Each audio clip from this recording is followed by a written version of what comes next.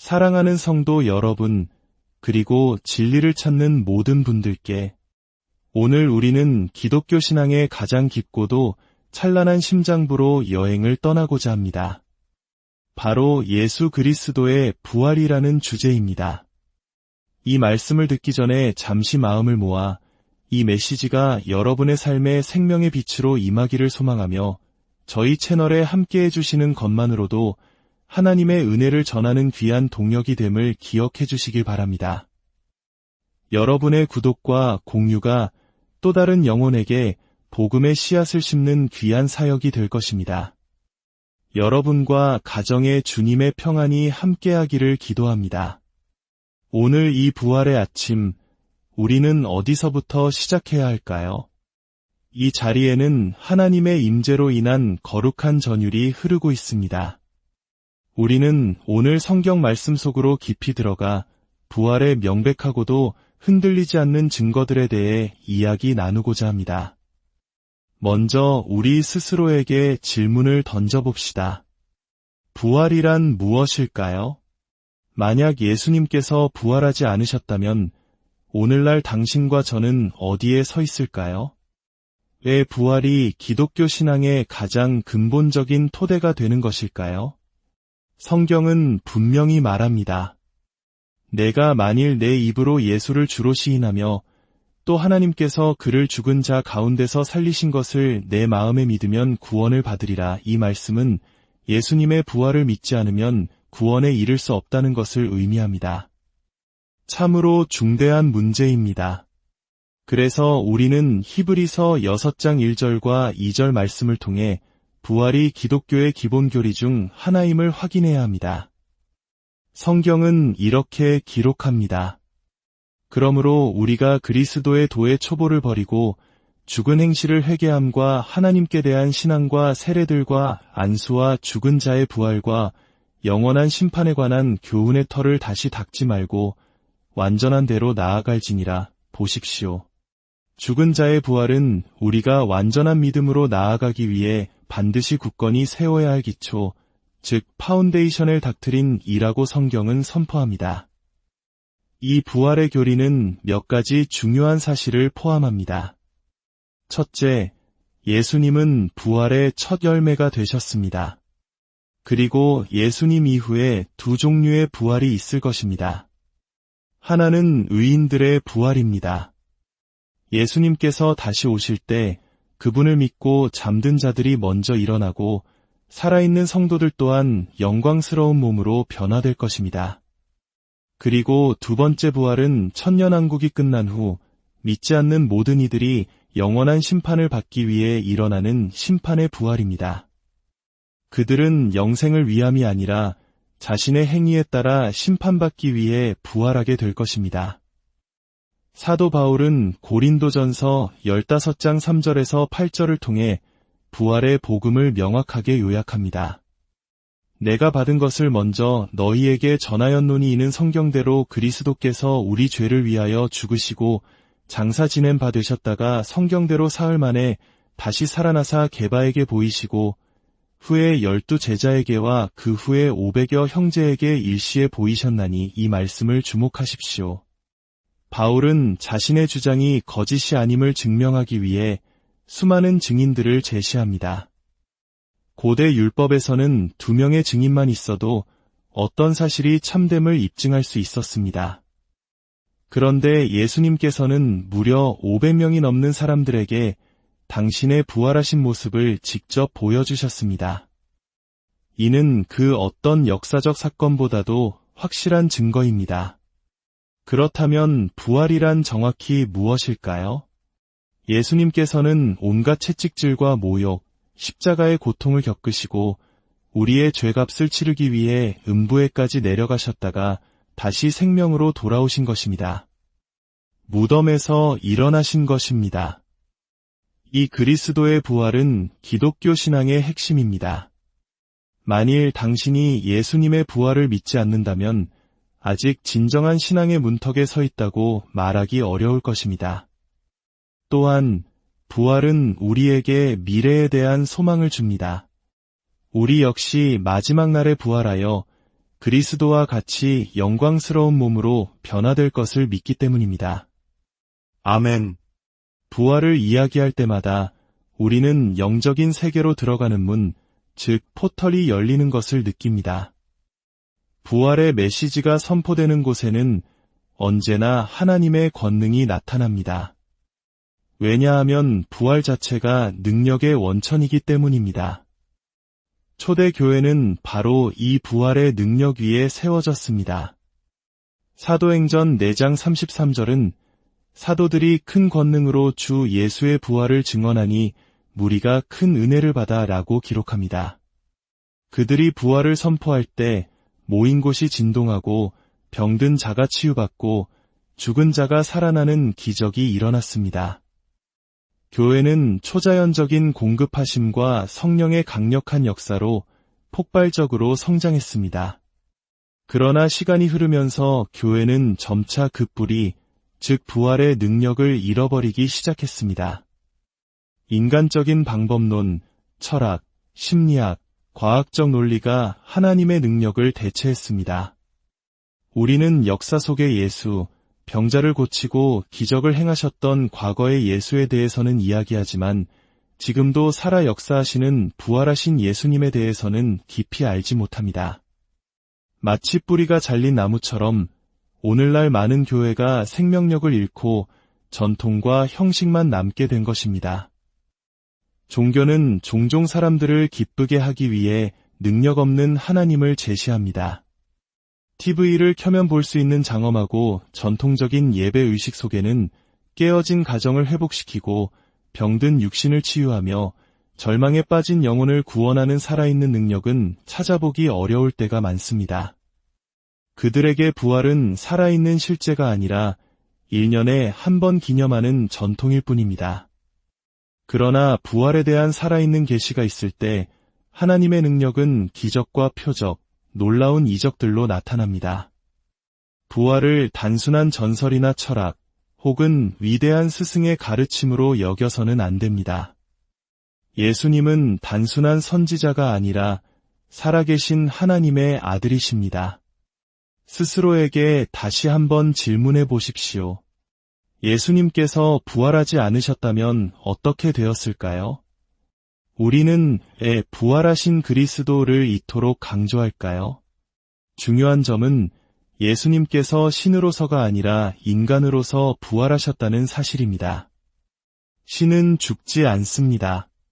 그러나 예수님께서는 완전한 인간으로 이 땅에 오셔서 당신과 나의 모든 죄를 짊어지시고 십자가에서 죽으셨습니다.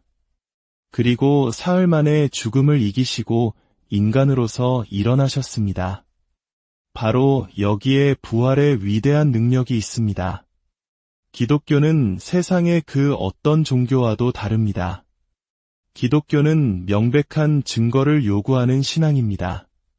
증거가 없다면 믿을 필요가 없습니다. 그렇기에 우리는 오늘 이 아침 예수님께서 살아계시다는 것을 증명해야 합니다. 죽은 신을 섬기시겠습니까? 눈이 있어도 보지 못하고 귀가 있어도 듣지 못하며 손이 있어도 만지지 못하는 차가운 석상에게 기도하시겠습니까? 우리가 믿는 예수님은 조각상이 아닙니다. 그분은 살아계십니다. 20세기 미국의 위대한 부흥사였던 T.L. 오스본 목사님은 생전에 23명의 사람을 죽음에서 살려냈습니다. 누군가 그에게 어떻게 그런 일을 할 수 있냐고 물었을 때 그는 이렇게 대답했습니다. 사람들이 나를 어떻게 부르든 상관없습니다. 내가 눈먼 자에게 명할 때 그들이 보입니다. 라고 외치고 기먹은 자에게 명할 때 그들이 들립니다. 라고 외친다면 그것으로 충분합니다. 문제는 이것입니다. 우리는 부활을 기념한다고 말하지만 우리 삶의 그 증거는 어디에 있습니까? 예수 그리스도께서 살아계시다는 증거는 무엇입니까? 이 질문이 여러분의 영혼의 깊은 확신으로 새겨지기를 바랍니다. 이제 부활에 흔들리지 않는 증거들을 하나씩 살펴보겠습니다. 첫째, 예수님의 부활은 죄가 완전히 파괴되었음을 증명합니다. 5. 이 놀라운 진리를 보십시오. 부활은 죄의 권세가 끝났다는 증거입니다. 만약 당신이 여전히 죄 가운데 살아가고 있다면 그것은 당신이 원하기 때문입니다. 부활의 능력은 죄의 뿌리를 뽑아내고 우리를 죄의 속박에서 완전히 해방시킵니다. 고린도전서 15장 17절은 말합니다. 그리스도께서 다시 살아나신 일이 없으면 너희의 믿음도 헛되고 너희가 여전히 죄 가운데 있을 것이요. 만약 부활이 없었다면 우리는 여전히 죄의 노예로 살아갈 수밖에 없습니다. 그러나 예수님께서 부활하심으로 죄와 사망의 법에서 우리를 해방시키셨습니다. 사망아 너의 승리가 어디 있느냐, 사망아 내가 쏘는 것이 어디 있느냐 외칠 수 있게 된 것입니다. 죄를 회개하고 용서받은 자에게 죽음은 더 이상 아무런 권리를 주장할 수 없습니다. 둘째, 예수님의 부활은 죽음이 패배했음을 증명합니다. 죽음은 인류의 가장 큰 두려움입니다. 하지만 부활하신 예수님께서는 죽음의 권세를 깨뜨리셨습니다. 사도행전 1장 3절은 예수님께서 확실한 많은 증거로 친히 살아계심을 나타내사 40일 동안 그들에게 보이시며 라고 기록합니다. 예수님은 죽음을 정복하셨습니다. 그렇기에 우리 그리스도인들은 죽음을 두려워하지 않습니다. 사랑하는 가족이 주님 안에서 잠들었을 때 우리는 슬퍼하기보다 다시 만날 날을 소망하며 기뻐할 수 있습니다. 왜냐하면 우리도 부활의 소망을 가졌기 때문입니다. 셋째, 예수님의 부활은 사탄이 패배했음을 증명합니다. 만약 그리스도께서 부활하지 않으셨다면 사탄은 여전히 이 땅의 왕으로 군림하며 죽음의 공포로 사람들을 지배했을 것입니다. 히브리서 2장 14절은 예수님께서 죽음을 통하여 죽음의 세력을 잡은 자 곧 마귀를 멸하시며 라고 말씀합니다. 부활은 사탄의 통치가 끝났음을 선포하는 승리의 깃발입니다. 이제 생명의 권세는 오직 예수 그리스도께 있습니다. 넷째, 예수님의 부활은 그분의 정체성을 증명합니다. 예수님께서는 스스로를 나는 길이요, 나는 생명의 떡이요, 나는 문이라고 말씀하셨습니다. 그리고 마침내 나는 부활이요 생명이니 라고 선포하셨습니다. 그분의 부활은 이 모든 말씀이 참됨을 확증하는 가장 강력한 증거입니다. 그분은 나는 죽었었노라. 이제 세세토록 살아있어 사망과 음부의 열쇠를 가졌노니 라고 말씀하십니다. 다섯째, 부활은 아버지 하나님께서 예수님을 옳다고 인정하신 증거입니다. 세상의 종교 법정과 로마의 법정은 예수님께 유죄를 선고했습니다. 그러나 하나님 아버지께서는 그분이 점도 흠도 없는 완전한 분이심을 아셨기에 그분을 죽음에서 일으키심으로써 친히 그분의 무죄함과 의로우심을 온 세상에 선포하셨습니다.